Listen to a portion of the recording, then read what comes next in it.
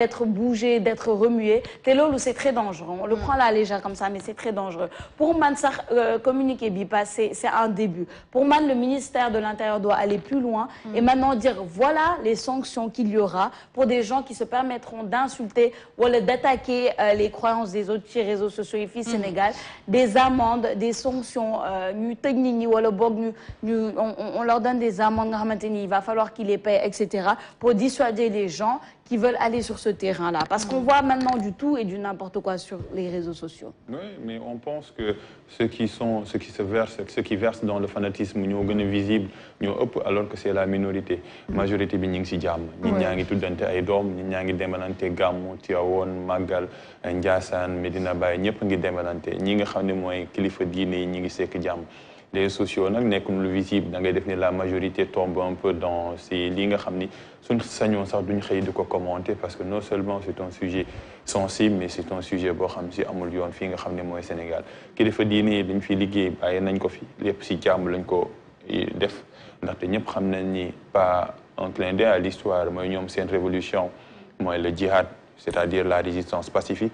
amul kilifa diine boo xam si yëkkati na ngànnaay ngir xeex ngir toogal li nga xam ne mooy confrérie seen révolution spirituelle la dañ kaa teg ci xam-xam ku jug nag bëgg a jaxase Sénégal nag li yàgg na fi ñoo xam ne si dañuy nekk dans les forums wala dans les réseaux sociaux jéem a jaxase dëkk bu am pays noonu yi dañuy jéem a jaxase mais Sénégal moom du neex a jaxase xam nga lu tax parce que c'est un pays qui n'est pas nombreux c'est fii ñëpp a xamante te ñëpp a am jàmm gis nga jàmm bu nekkee nii kenn mënuñu koo dindi nag dina am nag les brebis galeuses et ça c'est le rôle de la loi parce que les réseaux sociaux ne peuvent pas être une entité indépendante de la sphère sociale loi yi am si société bi mu am si réseaux sociaux yi ku nekk di saaga nag su la mësee jàpp yow yaay dem di baalu rek te amul benn njëriñ ngay toog di dingat li nga xam nit moom la gëm maintenant nekk nag si réseaux sociaux yi moi je pense que c'est une minorité invisible qui cherche un peu de la visibilité dans la réalité nit ñaa ngi dëkk si jàmm parce qu'on ne connaît que la paix ñoo xam ne si ay Mbàkke tuddee ay si doom ñu tuddi si tuddee ay ñas doom gàmmu su amee ñu demalante loolu nag ku fekkee ni dala metti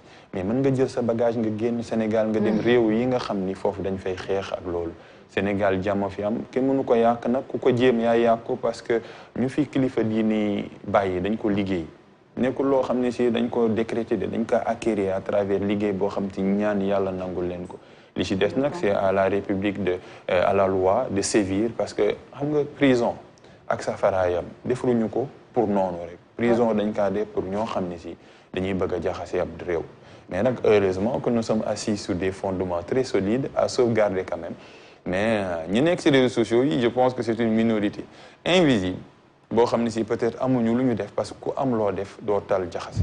C'est ça. En tout cas, moi, j'espère que ces fondements sont aussi solides que ça. Ils le sont. Ils le sont. Et j'espère qu'ils ne seront jamais entachés à un point où il faudra s'inquiéter parce que Lolo Gisnen, on a vu des exemples. On a des exemples à côté de nous, de ce que ça peut apporter à un pays quand il y a des discordes religieuses, quand il y a des discordes ethniques, même des discordes politiques qui peuvent aller trop loin.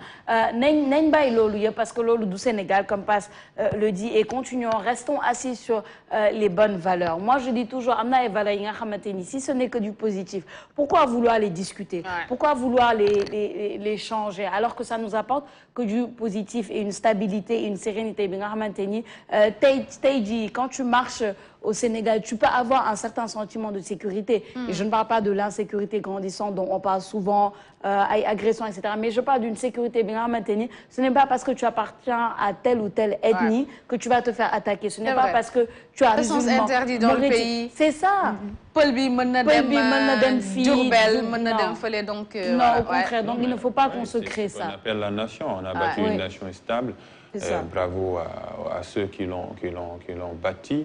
Et point rouge, carton rouge à ceux qui veulent le détruire.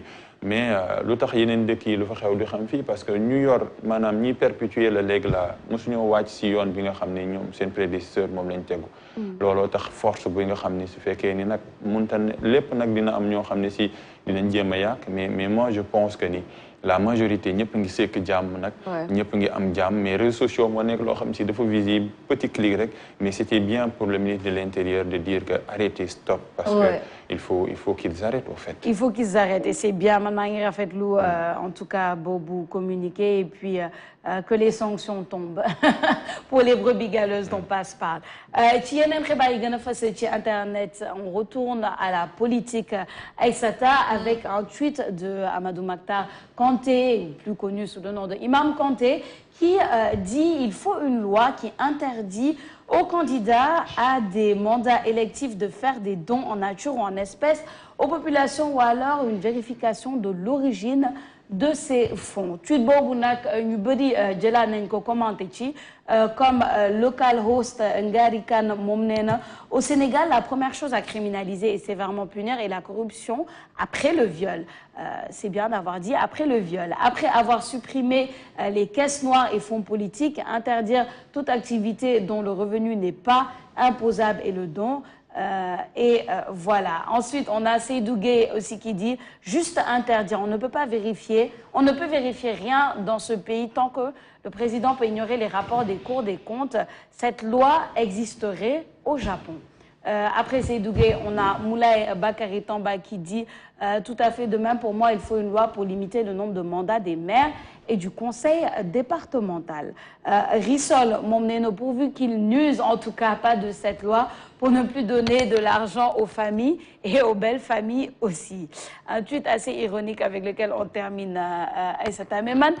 Tweet Bob Loutar m'a interpellé, traite Bob Loutar m'a interpellé, c'est parce que je me demande est-ce qu'on peut vraiment vérifier l'origine des fonds là, des fonds quand vous faites qu'il il est en campagne, dit ay dons à la population, que ce soit de l'argent, que ce soit bref des choses, du matériel, etc. Est-ce que on fait l'origine de ces fonds-là? Parce qu'on sait que dans d'autres pays, l'Olumo Indil a un problème à beaucoup d'hommes politiques. On sait que l'ex-président de la France, Sarkozy, en tout cas, a eu un procès interminable et a fini par être condamné par rapport à cet argent-là. Mais filles Sénégal, est-ce que vous pouvez contrôler vraiment l'origine des fonds, et puis voir un peu de manière éthique, est-ce que vraiment candidat ou on a dit def ay dons comme ça pour, en tout cas, entre guillemets, influencer les populations? Écoute, le problème, c'est l'origine des fonds ou c'est le geste? Les deux, moi, je dirais. Parce qu'en réalité, duñu xam en fait lan moo gën a nekk problème sax. C'est ça. ñaari problème yi ban moo si gën a nekk problème ndax fi xaalis bi jógee moo gën a nekk problème wala fi xaalis bi jëm. Est-ce qu'on doit utiliser de l'argent ci ay campagne ay yooyu noonu? Je pense que Sénégal fii nii buñ ko fi jëlee woon. Non problème dina am. Non problème yi dina bari parce que dafa dem ba dafa ancré si gis nga Sénégalais dafa dem ba je dis pas tous les Sénégalais mais am na si ñoo xam dañuy dem bay xalaat ni pour politicien baax il faut mu mën a maye. Ouais. diw dafa baax dafa mën a maye. C'est ça. day maye rek moom day joxe rek day ñëw na fii jox nañu 50 000 ñëw na fii jox nañu 100 000 keroog indi na fi ay dëwlin yooyu la ñu xam yooyu lañ leen tàmm. Forcément corruption là parce que mënuñu ko bañ a dindee corruption parce que damay ñëw di la neexalee dara pour après bu élection amee nga fàttaliku ma nga mën maa voter donc pour man corruption laa ko jàppee.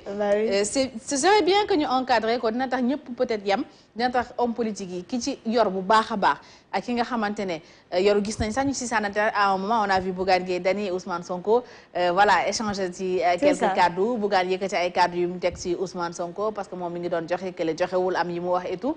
Ce serait bien que je pense ñu encadrer ko parce que non am na fu mu war a jógee en fait. dafa am fu mu war a jógee te foofu muy jógee ñoom ñoo gën a xam ñi ko gën a yeeyoo ñoo gën a xam ñan ñoo ko gën a soxla ñu war leen ko jox donc du ko tëb rek joxe ay dox looloo indi li nga gis keroog ak kay yi. looloo indi li nga gis ak saakaado yi et tout. parce que jógewul fi mu war a jógee bu jógewoon fi mu war a jógee dëgg buy dem dina am na muy demee te dina am fu mu war a dem. C'est ça, on en parle de plus en plus. Et comme tu dis,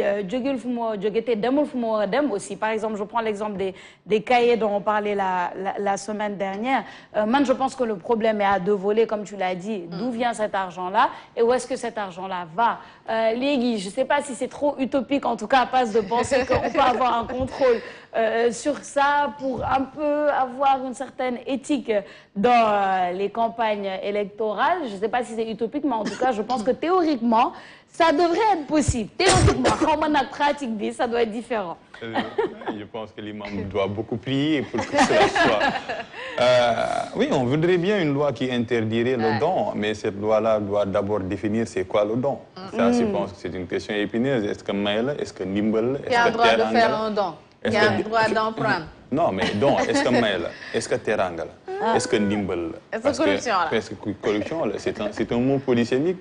Parce qu'il y a qu'un an, amna ñi may ngir yalla tax, amna ñi may en retour. amna ñi may pour nit ñi donc il y a tellement de facettes boo xam ne si je sais pas quelle loi moo koy définir mais bon su fekkee ni da nga ciy viser à visée électorale nekk na loo xam ci baaxul parce que ce qu'on appelle la politique alimentaire la politique alimentaire nag yàgg na dans les pays pauvres parce que xam nga lu naan le ventre faim n'a pas d'oreille quoi am na ñoo xam ne si soo la ñëwee indil ceeb wax dëgg fa yàlla nag dañ koy jël te ils ont le droit de le prendre Ils ont le droit de le prendre, mais en votant, ils ont le droit de voter pour qui ils veulent, au fait. Parce que nous, peut-être, maintenant, parfois, ben itin moy tak agn reer ñu ñëw jox la ñetti saaku ceeb mënoo wax ko bu ko jël parce que amul mais prenez si les politiciens vous donnent nañ jël mais suñ demee à l'isoloir nañ voter koo xam ne si conscience am moo leen ko may. Moi, je ne dirais à personne de ne pas ay 5 000, 10 000 parce que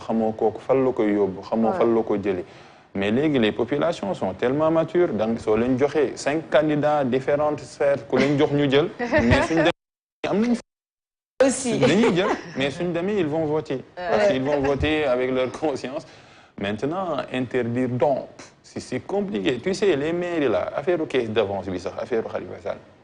Mairie, lu ëpp li ñuy liggéey du feeñ xam nga lu tax parce que ay ngént la tuddee doom dëj scolarisé ce sont des choses yoo xam ne si elles sont immatérielles mais daa bokk ci seen programme foofu ñu def ko c'est ça en Afrique nekkuñu dans un niveau de démocratie élevé bi nga xam ni ñëpp mënoon nañ seen bopp ba kenn du xaar dara ci politicien bi bon on est un peu jeune nag par rapport à notre démocratie les autres ils ont eu leur démocratie de révolution depuis des centaines d'années peut-être nañ fa yegg mais jamono ji interdire donc au Sénégal avec les candidats c'est de l'utopie et il faut beaucoup de prières bon compte sur les membres gars yi moom ndax bu doon amul dinañ amat lu ñu wax gars yi seen bilan yëpp loolu la de maa fi may ceeb maa fi may dëwlin man maa defar toilette et surtout l'électorat attend que ni nga joxe dara sooy dem te bon le don ñun ñi sax épargne wuñ parfois nga dem ci benn faut gëj a dem mënoo faa dem loxoy neen tu vois soo fay dem aussi da ngay préparer mënoo faa dem loxoy neen parce que xam nga ni doo ñibbisee loxoy neen loolu luñ koy wooyee bon. Non, mais c'est ça. Mais comme le dit Passe à malin et demi, Mandalena, je suis d'accord avec lui dans le sens où je ne peux pas dire à telle ou telle personne, boudje ça, koutié, boudje 5 minutes, boudje 10 minutes. Non, parce que tu ne sais pas la situation de la personne. Mais après, à malin et demi, vous faites qu'un tenir, ce scrutin, va voter et puis voilà, ne te fais pas trop influencer par ça. Xoolal ku la doy rek nga voter. Balaa nga xam ne maire yi ñoo yeewu élection jot ba nga jege leen nañ jot téeméer yoon ku ñëw ñu encaissé finalement da ngay réer da nga naan yow foo far. C'est ça en fait. Non mais je pense que c'est ça la solution en attendant que notre démocratie grandisse un petit peu. C'est ça. Et puis voilà. En tout cas loolu moo nekkoon xibaar yi gën a fës ci internet tey Aïssata. jërëjëf Sophia Ba ci xibaar yi